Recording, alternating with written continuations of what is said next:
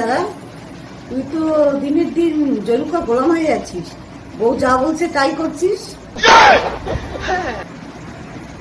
কি করেছিস বলছিস? তোর বউ এত বড় সাহস আমার মাকে দিয়ে বাসন মাজাচ্ছে।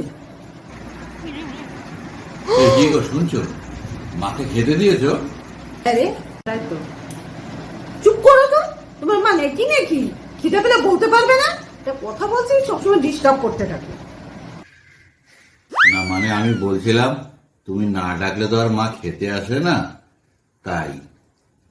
অত দরদ থাকলে হয়তো খাবার আছে, দিয়ে আসো না। কোনো কাজকর্ম তো সারাদিন করার নাম নেই, শুধু খাই আর খাই। ঠিক আছে, রাগ করছো কেন? তুমি করো, আমি দিয়ে আসছি, হলো?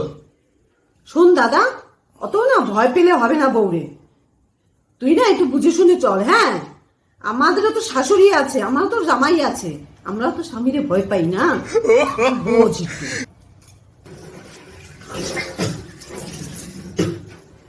কি গো, তাহলে মার খাবারটা কি দেবে? দেখতে পাচ্ছ না আমি একটা ফোনে কথা বলছি, সারাদিন জ্বালিয়ে খায়। ঠিক আছে। শোন, তোকে একটা কথা বলছি, মার যেন কোনো কষ্ট না হয়। তাহলে না আমরা সবাই মিলে তোর বউকে ছেড়ে দেবো না, এটা বলে দিলাম।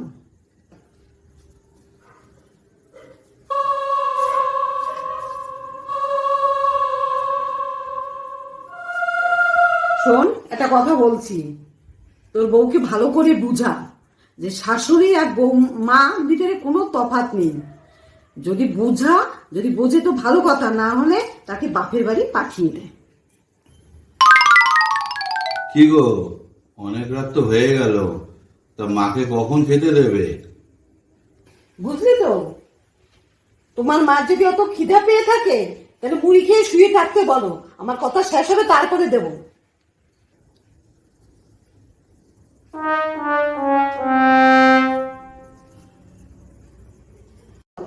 বোন, আজকে না দাদাকে খুব করে দিয়েছি, বুঝলি তো। আরে সব সময় বোনের কথা উঠে আর বসে। আরে আমাদের কি শ্বশুর শাশুড়ি বল নিয়ে? ঠিক বলেছিস, আমরা কি তাদের ভয় পাই না? আর ও বোনের কথায় ওঠে আর বসে। ঠিক আছে বোন, রাখি, পরে কথা বলবো, অনেক রাত হয়ে গেছে। বন্ধুরা, ভিডিওটা কেমন হয়েছে জানাবে। যদি আপনারা সন্তানের কাছে ভালোবাসা পেতে চান, তাহলে বাবা মা বা শ্বশুর শাশুড়িকে ভালোবাসতে শিখুন। কারণ আপনাদের দেখা দেখি আপনাদের সন্তানরা শিখবে, আর আমাদের ভিডিও এই উদ্দেশ্যেই করা। তাই যদি ভালো লাগে অবশ্যই জানাবেন। নমস্কার।